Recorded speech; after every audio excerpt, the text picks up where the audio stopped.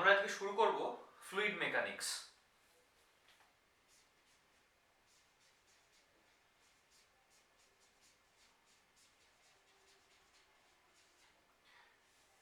তো এই fluid mechanics এর মধ্যে দুটো চ্যাপ্টার আমাদেরকে পড়তে হবে, একটা হলো সারফেস টেনশন আর একটা ভিসকোসিটি, দুটো আছে।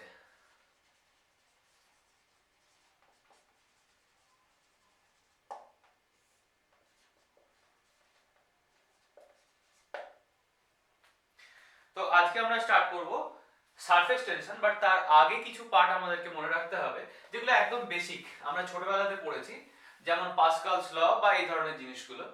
পাস্কালস ল কি বলছে? পাস্কালস ল বলছে যদি একটা কনফাইন্ড লিকুইড থাকে, মানে একটা কন্টেনারের মধ্যে যদি লিকুইড থাকে, তো সেই লিকুইডের কোনো একটা জায়গায় যদি আমি প্রেসার বা ফোর্স দিই, আমি এখানে প্রেসার দিয়ে বলছি, যদি আমি প্রেসার দিই তাহলে এই যে প্রেসারটা আমি অ্যাপ্লাই করলাম যে কোনো একটা পয়েন্টে, কন্ডিশনটা কি না, এর মধ্যে লিকুইড আছে এবং সেই লিকুইডটা একটা আবদ্ধ জায়গায় আছে, কনফাইন্ড লিকুইড।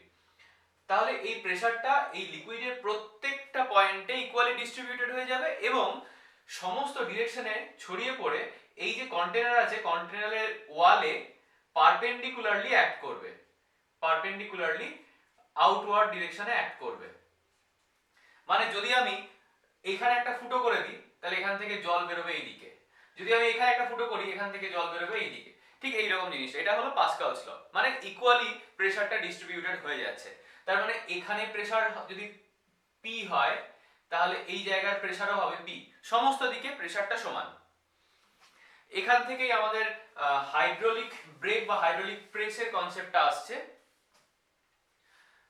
ধরা যাক একটা এরকম চ্যানেল বানিয়ে নিয়েছি,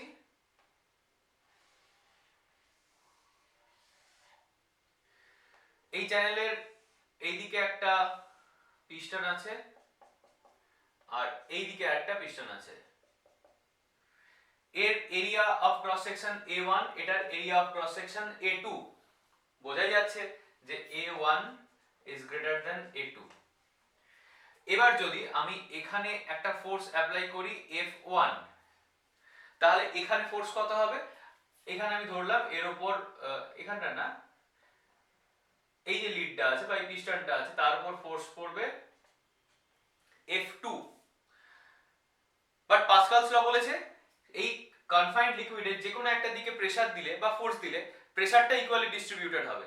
প্রেসার ইকুয়ালি ডিস্ট্রিবিউটেড হবে মানে এখানে প্রেসার কত? P1 equal to F1 by A1, pressure মানে ফোর্স বাই এরিয়া।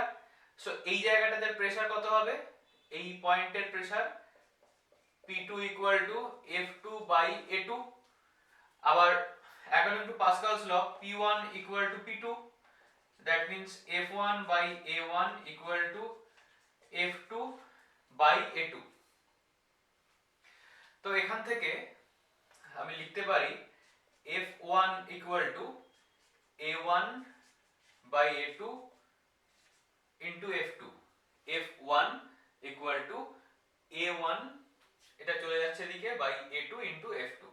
তার মানে আমি যদি উল্টোটা করতাম, এইদিকে ফোর্স অ্যাপ্লাই করতাম, F2 ফোর্স অ্যাপ্লাই করতাম, তাহলে এদিকে F1 ফোর্সটা কত হতো? A2 by A1। দেখতেই পাচ্ছি যেহেতু A1 বাই A2, A1 টা A2 থেকে বড়, তাহলে এই রেশিওটা 1 এর চেয়ে বড় হবে, ফলে আমি কম পরিমাণ ফোর্স অ্যাপ্লাই করলেও এখানে বেশি ফোর্স আমি পাবো। So it is a force multiplier, এটাকে বলা হয় হাইড্রোলিক প্রেস। এই কনসেপ্ট ইউজ করে এখন যে কোনো কারগুলোর ব্রেক তৈরি করা হয়, হাইড্রোলিক ব্রেক।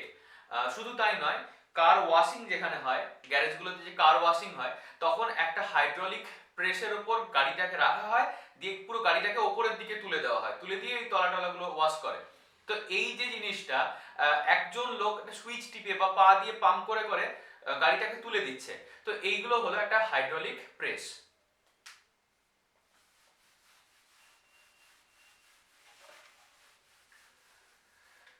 আমরা ছোটবেলায় এটাও পড়েছি যে একটা লিকুইডের মধ্যে যদি কোনো একটা বডিকে রাখি তাহলে সেই বডিটার ওপর কতটা প্রেসার পড়বে, that depends on the depth at which the body is immersed or the position of the body।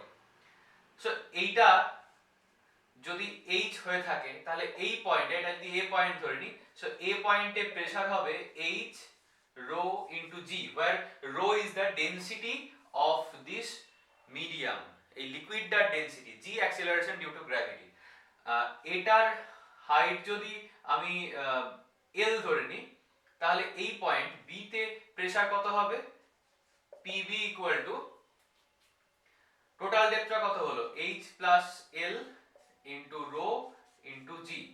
তার মানে প্রেসারের ডিফারেন্স কতটা হচ্ছে, এই দুটো মাইনাস করে দিলে L rho G। That means যত লেন্থের বডি আমি ইমার্জ করব, সেই লেন্থ ইনটু যে মিডিয়ামে ইমার্জ করছি সেই মিডিয়ামের density into acceleration due to gravity, এইভাবে আমরা প্রেসার ক্যালকুলেট করতে শিখেছি। এটা অনেক ছোটবেলাতে ছিল, ক্লাস প্রবাবলি ক্লাস 9 এ ছিল। এটাতে আমি আর ডিটেইল ক্যালকুলেশনে যাচ্ছি না। এবার আমি যেটা করব সেটা হলো ইন্টারমলিকুলার ফোর্স।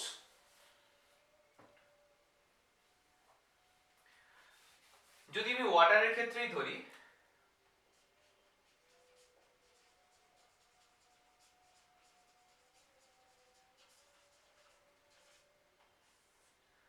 ইন্টারমলিকুলার ফোর্স এটা কি রকম, ধরলাম এখানে একটা ওয়াটার মলিকিউল আছে আর এখানে আরেকটা ওয়াটার মলিকিউল আছে, এদের মধ্যে সেন্টার টু সেন্টার ডিসটেন্সটাকে আমি r ধরে নিচ্ছি। তো এই যে r যত বাড়বে তত এদের মধ্যে ফোর্স অফ অ্যাট্রাকশন বাড়বে না কমবে, মানে r এর ভ্যারিয়েশনের সাথে ফোর্স অফ অ্যাট্রাকশন বা ফোর্স অফ রিপালশন কিভাবে ডিপেন্ড করে সেটা একটা গ্রাফ দিয়ে, একটা ভ্যারিয়েশন ড্র করে আমি দেখিয়ে দিতে পারি।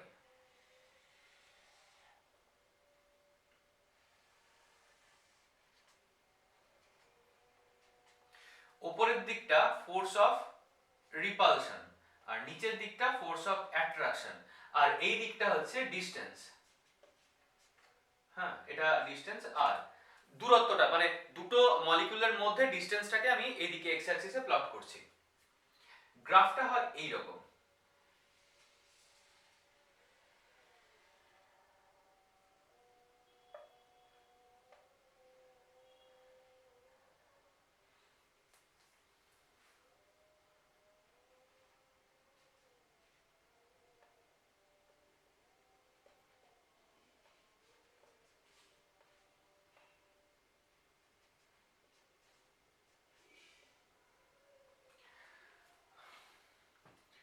এবার একটু এক্সপ্লেন করি।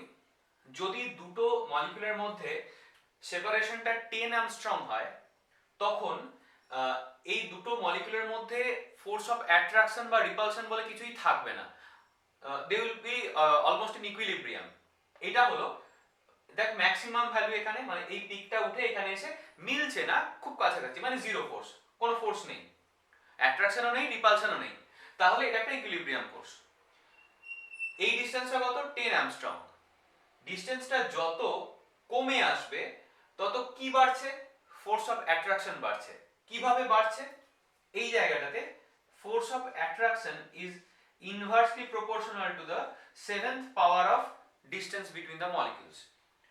ডিসটেন্স যত বাড়বে তার 7th পাওয়ারের সাথে ইনভার্সলি প্রপোর্শনাল অর্ডারে ফোর্স অফ অ্যাট্রাকশনটা বাড়বে, মানে সরি ডিসটেন্স যত কমবে বলছি, ডিসটেন্স যত কমে আসবে তত ফোর্স অফ অ্যাট্রাকশন বাড়বে। মানে এরা যদি 10 অ্যাংস্ট্রম থেকে আস্তে আস্তে কাছাকাছি চলে আসে, তখন দেখা যাচ্ছে যে 7th পাওয়ার খুব র্যাপিডলি বেড়ে যাচ্ছে। ম্যাক্সিমাম কোথায় হবে, 5 অ্যাংস্ট্রম, মানে ডিসটেন্সটা যদি 5 অ্যাংস্ট্রম হয় তাহলে এদের ইন্টারমলিকুলার অ্যাট্রাকটিভ ফোর্সটা হবে ম্যাক্সিমাম। এরপর যদি আমি আরো ডিসটেন্সটাকে ক্লোজ করি, আরো কমাতে থাকি, তখন এদের ভ্যারিয়েশনটা দেখা যাচ্ছে উপরের দিকে, মানে জিরোর দিকে যাচ্ছে। জিরোর দিকে যেতে যেতে এইখানে এসে আর নট হয়ে গেল। তাহলে আর নটটাকে বলা হয়, আর নট মানে কি, এদের মধ্যে ফোর্স অফ অ্যাট্রাকশনও নেই, রিপালশনও নেই, এটা একটা ইকুইলিব্রিয়াম। এটাকে বলা হয় নর্মাল ডিসটেন্স অর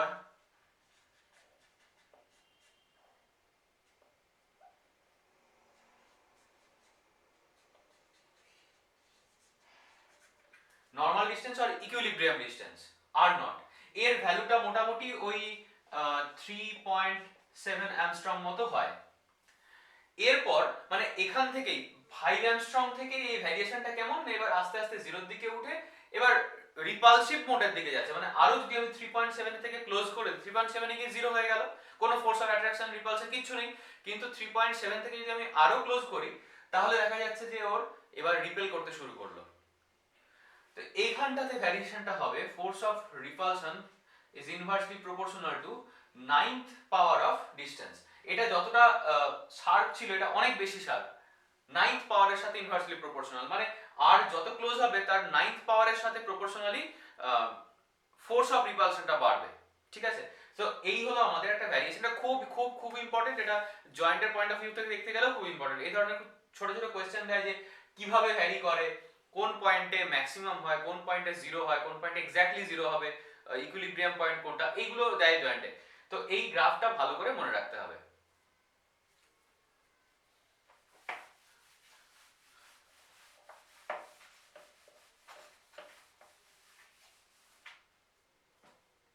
এবার আসছি সারফেস টেনশন।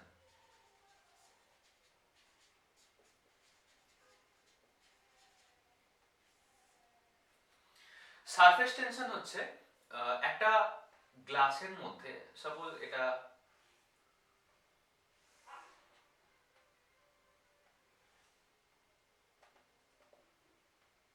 এখানে যদি জল রাখি তাহলে সেই জলটা কেমন হবে, এইরকম ভাবে থাকবে।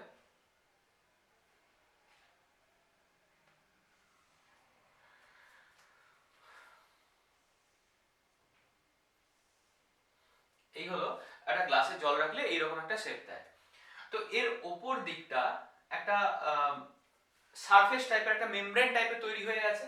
তো এই যে আপার সারফেসটা, এখানে যদি আমি একটা স্ট্রেট লাইন ড্র করি, মানে আপার সারফেসটাকে যদি আমি এইভাবে একটা সার্কেল দিয়ে ডিনোট করি এবং এর মাঝে যদি আমি একটা স্ট্রেট লাইন ড্র করি, তো এই স্ট্রেট লাইনের দু সাইডেই তো এর উপর একটা ফোর্স অ্যাপ্লাইড হবে, মানে ওই স্ট্রেট লাইনকে মনে হবে যেন দুদিক থেকে সেই টাগ অফ ওয়ারের মতো একটা ফোর্স অ্যাপ্লাই হচ্ছে দুদিক থেকে। তো এইদিকেও ফোর্স পড়বে, আবার এইদিকেও ফোর্স পড়বে। ঠিক আছে, এর লেন্থ এটা যদি এবি হয়ে থাকে, আমি ধরলাম length of AB equals to L, তাহলে সারফেস টেনশন, এটা অনেক বইতে এস অর টি দিয়ে ডিনোট করা হয়।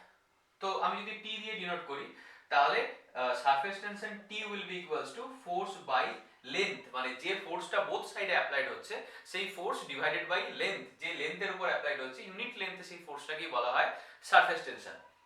এখন কথা হলো সারফেস টেনশন তাহলে স্কেলার না ভেক্টর? দেখতেই পেলাম যে ফোর্স আর এটা একটা লেন্থ, ফোর্সের ডিরেকশন আছে, কিন্তু কোন দিকে ডিরেক্টেড? সারফেস টেনশনে যে ফোর্সটা অ্যাপ্লাই হচ্ছে সেই ফোর্সটা কোন দিকে ডিরেক্টেড এটা আমরা সঠিকভাবে বলতে পারবো না, বিকজ দুটো সাইডে ডিরেকশন দেখাচ্ছে। তো এটাকে বেসিক্যালি আমাদের যদি লোয়ার ক্লাসে বলতে হয়, আমরা সারফেস টেনশনকে স্কেলার দিয়ে ডিনোট করব। Okay, surface tension is a scalar quantity, but যখন একটু হায়ার অর্ডারে চলে যাবে, হায়ার ক্লাসে চলে যাবে, তখন এটাকে বলা হবে টেনসার। টেনসার হলো এমন একটা ভেক্টর যার মাল্টিপল ডিরেকশন থাকে, যেমন এরিয়া, এরিয়াকে আমরা ভেক্টর বলেছিলাম। এরিয়া যদিও মাল্টিপল ডিরেকশন নেই, কিন্তু এই ধরনের জিনিস সারফেস টেনশন বা আরো পরে আমরা পড়বো সেই সব জিনিসগুলোর মাল্টিপল ডিরেকশন যখনই চলে আসছে, এনার্জিকেও আমরা অনেক ক্ষেত্রে ইলেকট্রিসিটি এগুলোকেও বলতে পারি টেনসার, এনার্জি টেনশন হয়। বাট ক্লিয়ারলি বলতে গেলে যে মোর দ্যান ওয়ান ডিরেকশন যখনই থাকবে কোনো ভেক্টরের, তখন সেটাকে আমরা বলবো টেনসার। ঠিক আছে, so surface tension is a tensor, but এখন আমরা টেনসারটা মাথা থেকে বের করে দেবো। এখন surface tension is a scalar quantity because it has no particular direction.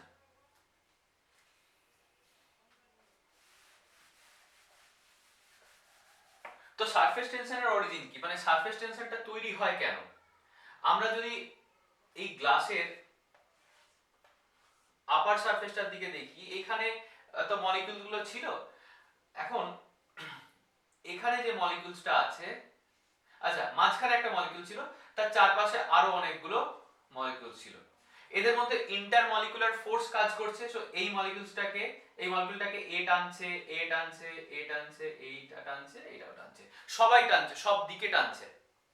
কিন্তু এখানে যে মলিকিউলসটা আছে, ওকে কে টানছে? ওকে এই পাশের মলিকিউলটা টানছে, এ টানছে, এদিকে টানতে পারে, এদিকে কেউ টানতে পারে, নিচের দিকে টানতে পারে, বাট উপরের দিকে তো কোনো ফোর্স অ্যাপ্লাইড হচ্ছে না। এটাতে যেরকম চারিদিকে সমান ফোর্স অ্যাপ্লাই হওয়ার জন্য এর ওপর নেট ফোর্স হয়ে যাচ্ছিল 0, এই একটা ইকুইলিব্রিয়াম পজিশনে ছিল। বাট এটার উপরে যে মলিকিউলটা দেখতে পাচ্ছি সেই মলিকিউলটার উপর সব দিকে কিন্তু ইকুয়াল ফোর্স অ্যাপ্লাইড হচ্ছে না, বিকজ উপরের দিকে ফোর্স অ্যাপ্লাই করার মতো কেউ নেই। যার ফলে কি হলো না, এই মলিকিউলটার উপর একটা নেট ফোর্স পড়ছে। সেটা কোন দিকে? সেটা ভেতরের দিকে, ইনসাইড, ইনওয়ার্ড। সেই কারণে ওপরের সারফেসটা সবসময় নিচের দিকে নামার চেষ্টা করবে এবং তার ফলে ওপরটা একটা স্ট্রেচড মেমব্রেনের মতো কাজ করবে, স্ট্রেচড মেমব্রেনের মতো কাজ করবে এবং এটাকে বলা হয় মেনিসকাস। এই মেনিসকাসটা দু ধরনের হতে পারে। এই মেনিসকাসটা দু ধরনের হতে পারে। যেমন জল রাখলে মেনিসকাসটা হয় এইরকম, দুটো সাইড উঠে থাকে, মাঝখানটা ডাউন হয়ে থাকে। কারণ আমি দেখতেই পাচ্ছি তো নিচের দিকে ফোর্স অ্যাপ্লাইড হচ্ছে। বাট জলের ক্ষেত্রে একটা স্পেশাল ওর ক্যারেক্টার আছে, দ্যাট ইজ কল্ড কোহেসিভিটি, কোহেসিভিটি না, অ্যাডহেসিভিটি। জলের অ্যাডহেসিভ নেচারটা খুব বেশি, যার ফলে অ্যাডহেসিভিটি আর কোহেসিভিটি একটু বলে দিই।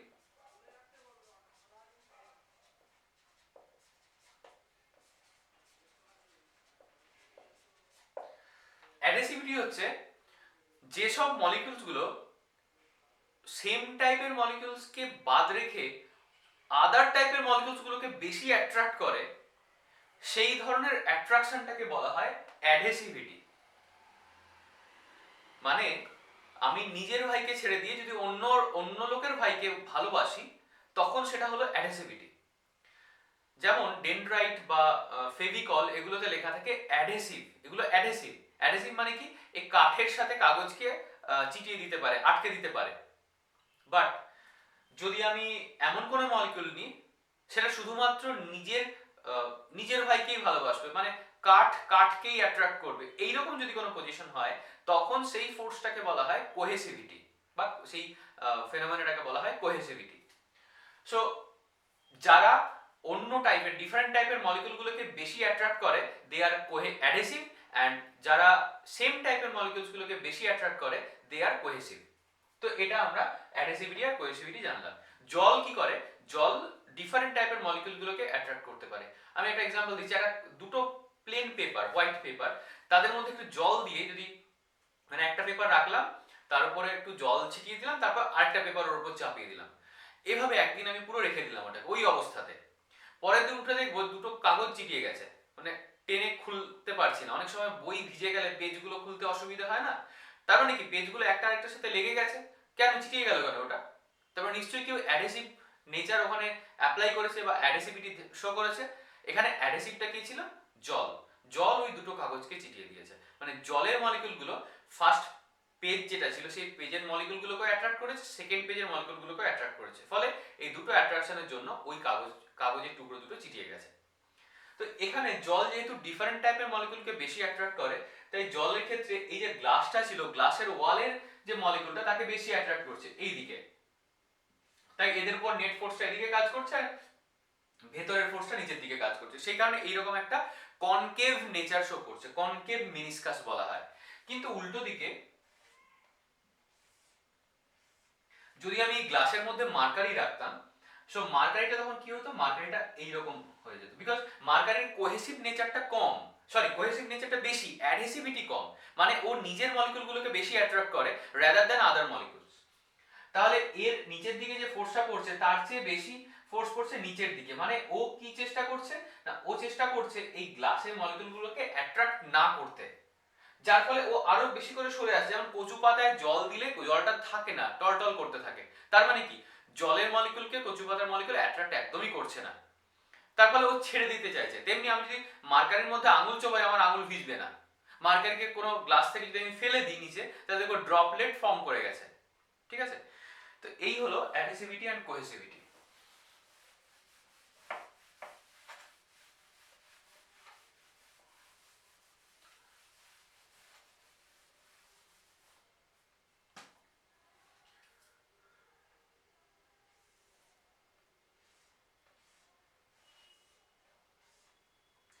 এখানে একটা গ্লাস বার আছে, এটা একটা গ্লাস বার। এর উপর আমি একটা জলের ড্রপ ফেললাম। জলের ড্রপ ফেললে কি হবে?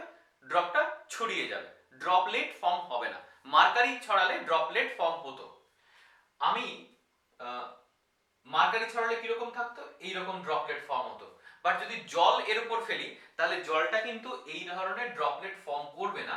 কি করবে, ও এইরকম ভাবে এইভাবে থাকবে, ছড়িয়ে যাবে। এই পয়েন্টে কি কি ফোর্স কাজ করছে একটু দেখি। এর উপর এটা এয়ার আর এটা কি ওয়াটার ড্রপলেট। তাহলে এই দিকে একটা ফোর্স কাজ করছে সারফেস বরাবর, সেই ফোর্সটাকে বা টেনশনটাকে বলছি টি ওয়াটার এয়ার, ডাব্লিউ এ।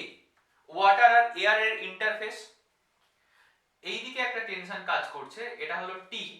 এটা কি, water and glass, water and glass, না সরি, এটা হচ্ছে এয়ার অ্যান্ড গ্লাস। এদিকে গ্লাস, ওপরের দিকে এয়ার, আর এই দিকে ভেতরের দিকে একটা টেনশন কাজ করছে, সেটা ওয়াটার অ্যান্ড গ্লাস। তো এখন এই তিনটে টেনশন কাজ করছে। যদি এই অ্যাঙ্গেলটাকে আমি থিটা ধরে নিই, তার মানে এদের মধ্যে রিলেশনটা কিরকম, T A G equal to T W G plus T W A cos theta. মানে এই যে কম্পোনেন্টটা দেখতে পাচ্ছি এর নিচের দিকে আমি লিনিয়ারলি অ্যাড করছি, তাহলে এর এই দিকে কত কম্পোনেন্ট হবে, টি ডাব্লিউ এ কস থিটা, থিটার দিকে কম্পোনেন্ট কস থিটা হয়, তো এটা কস থিটা হলো। ওকে, তার মানে টি ডাব্লিউ এ শুধু কস থিটা লিখি, cos theta equal to TAG minus TWG by TWA। এখন cos theta এর ম্যাক্সিমাম ভ্যালু কত হয়, 1। তার মানে এর ভ্যালুটা 1 এর চেয়ে কম হতে পারে। সো আমি যদি এবার এটা উপরে একটু লিখি এখান থেকে, তাহলে TWA cos theta equal to TAG minus TWG। cos theta এর ম্যাক্সিমাম ভ্যালু হয় 1, তার মানে cos theta এর ভ্যালু হতে পারে 1 যদি আমি ধরে নিই, তাহলে হবে কি TWA equal to TAG minus TWG। এটা কখন হবে, যদি cos theta এর ভ্যালু 1 হয়। এখন cos theta এর ভ্যালু যদি 1 এর চেয়ে কম হয়, ধরলাম cos theta এর ভ্যালু কোনো একটা সময় হলো হাফ, তার মানে এখন TWA by 2 যেহেতু হাফ ইকুয়াল টু এটা। এবার আমাকে বলতে হবে যে এটা বড় নাকি এটা বড়। যদি আমি ধরে নিই cos থিটার ভ্যালুটা হাফ, তার মানে TW এর হাফ কার সাথে সমান হচ্ছে, এই পুরোটার সাথে, তার মানে TW তো অবশ্যই বড়। TW এর ভ্যালুটা যা ছিল তার হাফ এর সাথে সমান হচ্ছে, তার 1/3 এর সাথে সমান হচ্ছে, কখনো কখনো TW এটাও এর সাথে সমান হচ্ছে। যদি TW এর হাফ ভ্যালুটা এর সাথে সমান হয়ে থাকে, তার মানে শুধু TW মানে কি, এটা ইনটু 2, তাই না? তার মানে আমি লিখতেই পারি এখান থেকে therefore TWA is greater than or equal to TAG minus TWG.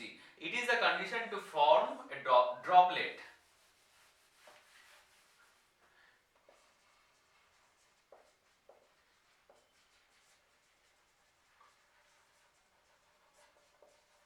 It is the condition to form a droplet. যদি এই ধরনের কন্ডিশন ফুলফিল না করে তাহলে ড্রপলেট ফর্ম হবে না, যেটা জলের ক্ষেত্রে হয়, যে জলের ওই ড্রপলেটটা ফর্ম হয় না, জলটা ছড়িয়ে যায়। জল কি করে না, ওই সারফেসটাকে ওয়েট করে দেয়, ভিজিয়ে দেয়।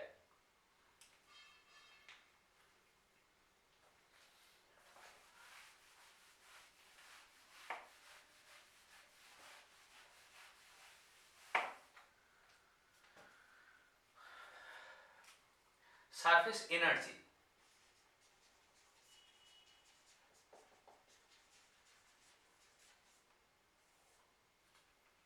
সারফেস এনার্জি হচ্ছে এটাকে যদি আমি ই দিয়ে ডিনোট করি, E equal to surface tension into area. যে এরিয়াটা ইনক্রিজ হচ্ছে সেই area into surface tension. But এখানে এরিয়া কিন্তু এরিয়ার কনসেপ্ট একটু আলাদা।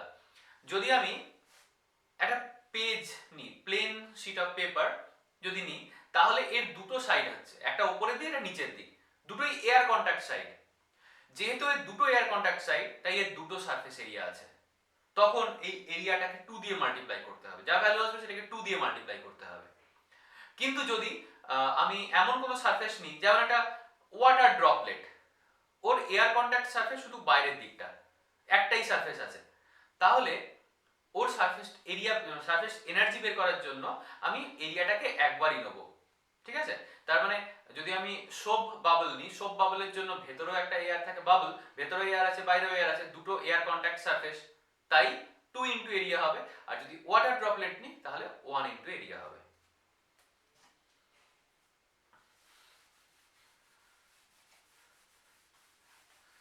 সো আমরা এখন বের করব এক্সেস এনার্জি বা এক্সেস প্রেসার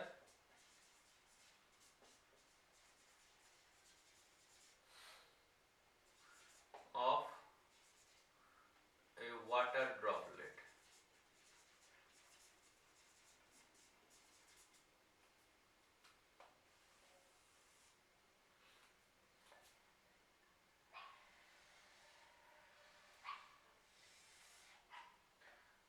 এই কন্টেনারের মধ্যে পুরোটা ওয়াটার আছে, এইখানটাতে একটা ওয়াটার ড্রপলেট তৈরি হয়েছে।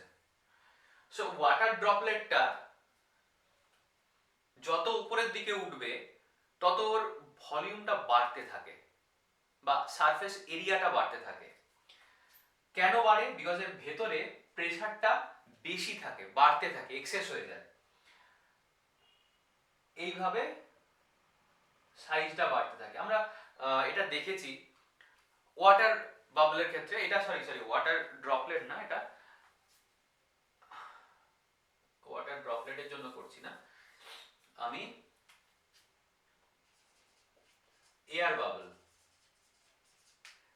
জলের মধ্যে যে এয়ার বাবল গুলো থাকে, কল থেকে যখন জল ভরা হয় তখন দেখা যায় ভেতরে একদম তলার থেকে কিছু বাবল তৈরি হয়, সেটা আস্তে আস্তে উপরে এসে ফেটে যায়। যত তলায় ছিল সেই বাবলটা ছিল ছোট, যখনই উপরে উঠছে আস্তে আস্তে বাবলটার সাইজ বড় হচ্ছে এবং ফেটে যাচ্ছে। সো বড় হচ্ছে মানে কি, ওর প্রেসারটা ভেতরের দিক থেকে বাইরের দিকে বেশি, ওটাই এক্সেস প্রেসার হচ্ছে। তো সেই এক্সেস প্রেসারের জন্য সাইজটা বাড়ছে। আমরা এখানে সেটাই বের করব। ইনিশিয়ালি এই যে ড্রপ এয়ার বাবলটা ছিল, সেই এয়ার বাবলটার রেডিয়াস হলো r, আর এই যে ইনক্রিজটা হচ্ছে এটা হলো ডেল্টা r। তাহলে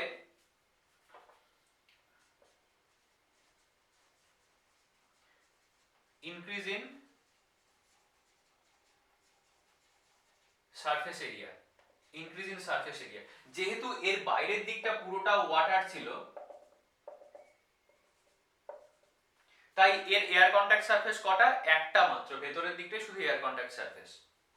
সো এর ইনক্রিজ ইন সারফেস এরিয়া প্রথমে ছিল সারফেস এরিয়া কত একটা স্ফিয়ারের 4 পাই r স্কয়ার, তো পরে হয়েছে কত final area 4 pi r plus delta r এর whole square minus 4 pi r square. So এটাকে 4 pi r square plus 4 pi into 2r delta r plus 4 pi delta r এর whole square minus 4 pi r square. So একটা 4 pi r square কেটে গেল, আর এই delta r এর whole স্কয়ারটা negligible, because delta r মানে তো খুব স্মল ভ্যারিয়েশন বোঝাচ্ছে, ওর স্কয়ার করলে সেটা আরো ছোট হয়ে যায় এন্ড দ্যাট ইজ নেগলিজিবল। তাহলে থাকছে কত 4 টু যা 8 পাই r ইনটু ডেল্টা, এটা ইনক্রিজ ইন সারফেস এরিয়া হলো। এবার এই যে সারফেস এরিয়াটা ইনক্রিজ করছে, এই সারফেস এরিয়া ইনক্রিজ করার জন্য এর সারফেস এনার্জিটাও ইনক্রিজ করবে। তো ইনক্রিজ ইন সারফেস এনার্জি কত?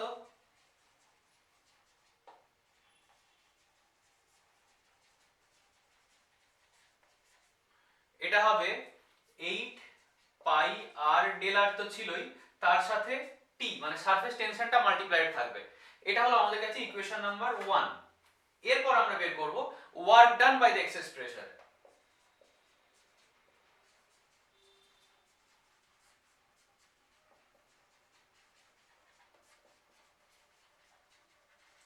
Work done by the excess pressure, excess pressure মানে P, আমরা জানি ওয়ার্ক ডান বলতে F ইনটু ডিসপ্লেসমেন্ট বোঝায়, সেখানে ডিসপ্লেসমেন্ট মানে ইনক্রিজ ইন রেডিয়াস, বিকজ ভেতর থেকে ফোর্সটা দিচ্ছি বলে তো রেডিয়াসটা বাড়ছে। সো ফোর্স মানে pressure into area into delta r. Pressure মানে এক্সেস প্রেসার, যেটা আমি বলছি পি ইনটু 4 পাই আর স্কয়ার মানে initial surface area into del r. এটা ইকুয়েশন নাম্বার 2। এখন এই দুটো ইকুয়েশন সমান, therefore p ইনটু 4 পাই। কেন সমান? বিকজ এই যে ওয়ার্ক ডানটা হচ্ছে, সেই ওয়ার্ক ডানটা হচ্ছে কেন? বিকজ এনার্জিটা আছে বলে, ইনক্রিজ ইন সারফেস এনার্জি হচ্ছে, আছে বলেই তো ওই ফোর্সটা দিয়ে ও বাড়াতে পারছে। বা উল্টো দিকে ধরতে গেলে এই ফোর্সটা দেওয়ার জন্য যে বাড়ছে সেটা কোথায় গিয়ে স্টোর হচ্ছে? As a potential energy on the surface, that is called increase in surface energy. মানে যে ফোর্সটা অ্যাপ্লাইড হচ্ছে ভেতরে এক্সেস প্রেসারটার জন্য, যে সারফেস এরিয়াটা বাড়ছে, সারফেস এরিয়া বাড়ার জন্য ওই পোটেনশিয়াল এনার্জিটা সারফেস এনার্জিতে কনভার্ট হয়ে যাচ্ছে। R square del r equal to 8 pi r del r into T. So এখান থেকে পি এর ভ্যালু আসবে, সব কাটাকাটি করে দিলে 2t বাই আর। এই হলো excess pressure of a air bubble. এবার যদি একই রকম ভাবে আমি excess pressure of soap bubble বের করি।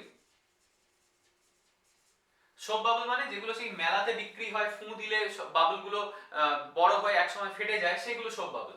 তো এই সোপ বাবলের দুটো এয়ার কন্টাক্ট সারফেস থাকে। প্রথম এয়ার কন্টাক্ট সারফেসটা হচ্ছে ভেতরে, এর ভেতরে এয়ার থাকে। এবার এটা বাইরের দিকে বাড়ছে, ঠিক আগের মতোই ধরছি এটা ডেল্টা আর বাড়লো, আর বাইরেও একটা এয়ার কন্টাক্ট সারফেস আছে। তাই যখন ইনক্রিজিং সারফেস এরিয়াটা আমি বের করব তখন দুবার দুই মাল্টিপ্লাই করতে হবে। So increase in surface area আছে 2 ইনটু দিয়ে বাকি যেটা ছিল 4 পাই আর প্লাস ডেল আর এর হোল স্কয়ার মাইনাস 4 পাই আর স্কয়ার হলো। ইনক্রিজ ইন সারফেস এরিয়া বের করার পরে ইনক্রিজ ইন সারফেস এনার্জি বের করব, মানে এই পুরোটা ইনটু টি। এটা ইকুয়েশন নাম্বার 1 হবে। দেন ওয়ার্ক ডানটা আগের মতো একই জিনিস হবে। ওয়ার্ক ডানটা হবে p ইনটু 4 পাই আর স্কয়ার ইনটু ডেল আর। এবার এই দুটোকে সমান করে দিলে আমি পাবো excess pressure p equals to 4t by r। আগে যেটা 2 পেয়েছিলাম এখানে সেটা 4 পাবো, বিকজ দুটো সারফেস আছে, দুটো সারফেসের জন্য এক্সেস প্রেসারটা বেশি।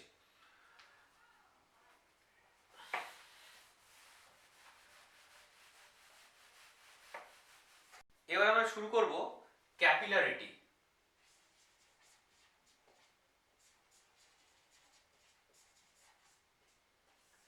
ক্যাপিলারিটি হচ্ছে যদি কোনো সরু পাইপ নেওয়া হয়, সেই সরু পাইপটা জলের মধ্যে চোবালেই পাইপের ভেতর অটোমেটিক্যালি কিছুটা জল উঠে যায়। এটা আমরা অনেক সময় দেখে থাকি বিভিন্ন ওই স্টারবাকস বা এই ধরনের যে কফি শপগুলো আছে, কফি শপে কফি দেওয়ার পর ওই সুগার যে প্যাকেটটা দেওয়া থাকে, পাউচটা, সেটার সাথে একটা স্টিক দেয়, সাদা রঙের স্টিক। তো ওই চিনিটা ওর মধ্যে ঢালার পরে, মানে কফিতে ঢালার পরে যার প্রয়োজন মতো ঢালার পরে ওই স্টিকটা দিয়ে একটুখানি গুলে নিতে হয়। তো ওই স্টিকটা ভেতরটা পুরো ফাঁপা থাকে, মানে স্টিক দিয়ে আমি শাক করে খেতে পারি, স্ট্রয়ের মতো ইউজ করতে পারি। তো ওই যে স্টিকটা, সেটাকে যদি আমি কফির মধ্যে চোবাই, তাহলে দেখবো যে কফির যে লেভেল তার থেকে একটু উঁচু অব্দি ওই পাইপের মধ্যে কফি উঠে যাচ্ছে। এই ঘটনাটাকে বলা হয় ক্যাপিলারিটি, আর এই ধরনের সরু টিউবকে বলা হয় ক্যাপিলারি টিউব। তো এই ক্যাপিলারি মানে ক্যাপিলারি মেথডের জন্যই আমরা দেখেছি যে গাছের গোড়ায় মাটিটাকে খুঁড়ে দিতে হয়।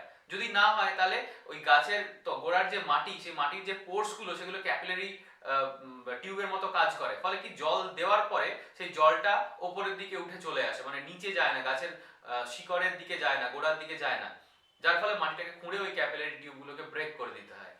বা উল্টো দিকে আমরা আরো বলতে পারি যে গাছ যখন মাটি থেকে জলটাকে টেনে নিয়ে উপরে তোলে, মানে ওর যে প্রয়োজনীয় জল, তো সেই জলটা কিন্তু ক্যাপিলারি মেথডেই উপরে ওঠে, একদম পাতা অবধি যাচ্ছে, এটাও ক্যাপিলারি মেথড। তো এই ক্যাপিলারিটিটা বুঝতে গেলে আমাদেরকে ওই এক্সেস প্রেসারের কনসেপ্টটা মাথায় রাখতে হবে। এটা একটা বিকার না, একটা জল আছে এখানে কোনোভাবে, আমি এখানে একটা ক্যাপিলারি টিউবকে ডুবিয়ে রেখেছি, মোটা করে দেখাচ্ছি কিন্তু এটা অনেক সরু। তো এর যে সাইডগুলো, জল মানে কি, এর মেনিসকাসটা কনকেভ, এটা একটু ফ্ল্যাট টাইপের মনে হচ্ছে বিকজ এর রেডিয়াস অফ কার্ভেচার অনেক বড়, এটা রেডিয়াস অফ কার্ভেচার একটু ছোট, আবার এটা রেডিয়াস অফ কার্ভেচার অনেক বড়। এখন আমরা একটু আগে দেখেছি যে যখন আমি এয়ার বাবল নিলাম, এদিকে রেডিয়াস নিয়েছিলাম, এর এক্সেস প্রেসারটা কোন দিকে কাজ করছিল? বাইরের দিকে। মানে ভেতরের প্রেসারটা বেশি, ভেতরের প্রেসারটা বেশি, বাইরের প্রেসারটা কম, তাই তো?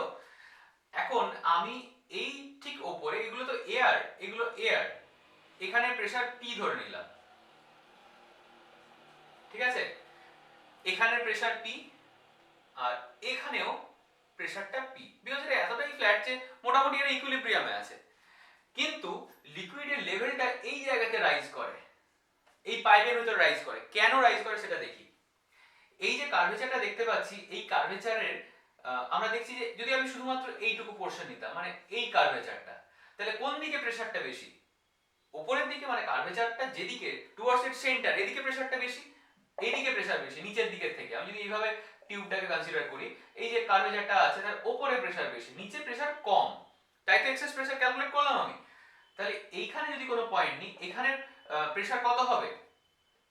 এই পি থেকে এক্সেস প্রেসারটা মাইনাস করে দিতে হবে। সো পি মাইনাস, এটা একটা air contact surface, so 2t by r, যেখানে আচ্ছা এটাকে ক্যাপিটাল আর লিখে, capital R denotes radius of curvature. So এই জায়গাটাতে প্রেসারটা বাইরের চেয়ে কম। কেন কম? বিকজ এই যে মেনিসকাসটা দেখতে পাচ্ছি, এই মেনিসকাসটা কনকেভ, কনকেভ মানে উপরের দিকে প্রেসারটা বেশি, উপরে প্রেসার বেশি, নিচে বিকজ এক্সেস প্রেসারটা উপরে আছে, নিচে প্রেসার কম। কতটা কম? এই পি থেকে এক্সেস প্রেসারটুকু মাইনাস করে দিলাম, তাহলে এই প্রেসারটা হলো নিচে। তাহলে আমি বাকি পোরশন গুলো যদি তাকাই, এটাও পি আছে, এটাও পি আছে, শুধু এই জায়গাতে পি মাইনাস 2t বাই আর। তাহলে একটা লিকুইড, পুরোটা কন্টিনিউয়াস লিকুইড ছিল, কনফাইন্ড ঠিক না, কন্টিনিউয়াস লিকুইড, তার মিডলে এই পয়েন্টটাতে একটা ডিপ্রেশন তৈরি হয়েছে, লো প্রেসার রিজিয়ন তৈরি হচ্ছে। ফলে কি হবে? এখান থেকে লিকুইড এসে এই লো প্রেসার রিজিয়নটাকে ফিল আপ করার চেষ্টা করবে, আর যত লিকুইড এখানে আসতে শুরু করবে তত এই লেভেলটা বাড়তে থাকবে, বাড়তে বাড়তে ঠিক যখন যখন এর লেভেলটা একদম হরাইজন্টাল হয়ে যাবে, কোনো কার্ভেচার থাকবে না, তখন গিয়ে এটা থেমে যাবে, ঠিক আছে? যদিও এরকম পুরো ফ্ল্যাট কখনো হয় না, এরকম মোটামুটি একটা কার্ভেচার থাকেই। তো আমি ধরলাম এই হাইটটা এইচ, তো এই এইচ হাইট অবধি যে উঠছে, সেই এইচ হাইটের ক্যালকুলেশন এবার আমরা করব।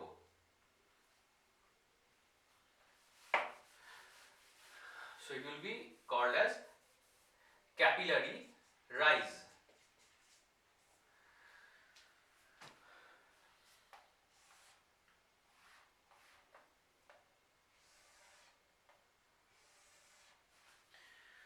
এটা আমার ক্যাপিলারি টিউব,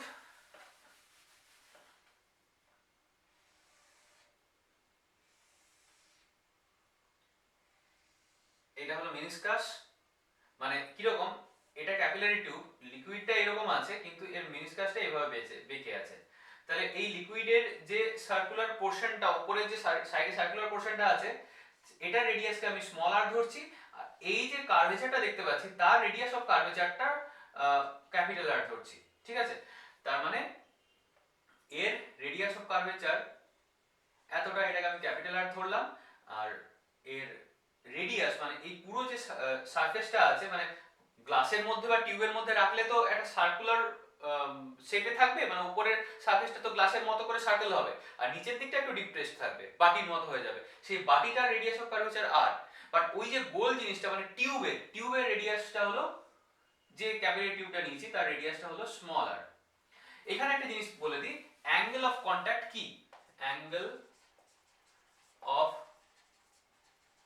কন্ট্যাক্ট, ধরছি এই টিউব জারের মধ্যে লিকুইড আছে, আমি ওয়াটার ধরে নিলাম, তাহলে ওয়াটারে এটা তো সারফেস, তো এর ফোর্স গুলো কোন দিকে কাজ করছে? এই দিকে কাজ করছে, সারফেস টেনশনটা এই দিকে কাজ করছে।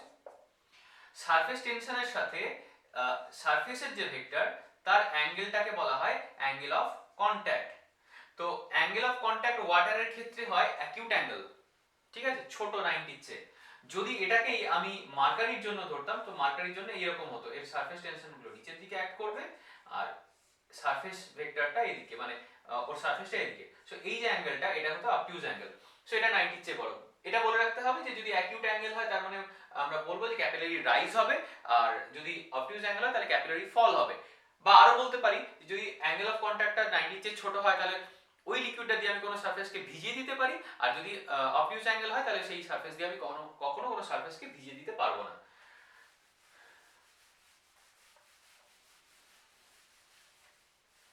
তো এর অ্যাঙ্গেল অফ কন্ট্যাক্টটা থিটা, ঠিক আছে?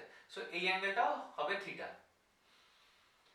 এখান থেকে যদি আমি একটা ট্রায়াঙ্গেল ড্র করি, এটা ও, এটা এ, এই পয়েন্টটা বি নিলাম। সো ও এ বি ট্রায়াঙ্গেলের for triangle O A B, এই ট্রায়াঙ্গেলের cos থিটা কত হবে? বেস বাই হাইপোটেনাস, যদি বেসটা হলো r আর হাইপোটেনাস ক্যাপিটাল R,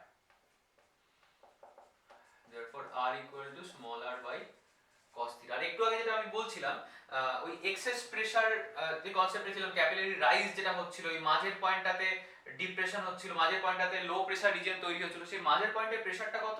মাঝের পয়েন্টের প্রেসারটা হয়েছিল, ওই যে আমি আরেকবার ড্র করে দিচ্ছি, এই ছিল টিউব, এটা নরমাল সারফেস, আর এখানটাতে প্রেসারটা ফল হচ্ছিল, এটা হয়েছিল P minus 2T by R। আচ্ছা, এবার আমি দেখি এই আগের যে ক্যালকুলেশনটা আমি করেছিলাম, এই বাটি নিয়েছিলাম, এখানে ক্যাপিলারি টিউব ছিল, এখানে কার্ভেচারটা নিষ্কাশ তৈরি হয়েছিল, এখানে ছিল কত? P minus 2T by R। এই যে প্রেসারটা লেস হলো 2T বাই R, এই প্রেসারটা লেস হওয়ার জন্যই তো ক্যাপিলারি রাইজ হচ্ছে, H অবধি উঠছে। তো এই H অবধি ওঠার জন্য কে রেসপন্সিবল? এই লেসটুকু, মানে 2T বাই R। তাহলে 2T বাই R টা ফিল আপ হবে কতক্ষণ? যতক্ষণ না এই প্রেসারটা H রো G হয়ে গেল। সো 2T বাই R মানে H রো G কার সাথে সমান হবে? 2T বাই R এর সাথে। সেখান থেকে H এর ভ্যালু আসছে 2T by R rho G। এবার এই R এর ভ্যালুটা যদি এখানে পুট করে দিই, so 2T cos theta by R rho G, এটা হলো ক্যাপিলারি রাইজের ফর্মুলা। এটাকে অ্যাসেন্ট ফর্মুলা বলা হয়, যেহেতু ক্যাপিলারি রাইজ হচ্ছে, ঠিক আছে? সো এই ছিল আমাদের সারফেস টেনশন। এটা ফার্স্ট পার্ট ফ্লুইড মেকানিক্সের বা ফ্লুইড ডিনামিক্স, এটা ফ্লুইড মেকানিক্স। এরপরে আসবে ভিসকোসিটি। ভিসকোসিটিটা আমরা নেক্সট ডেতে ডিসকাস করব।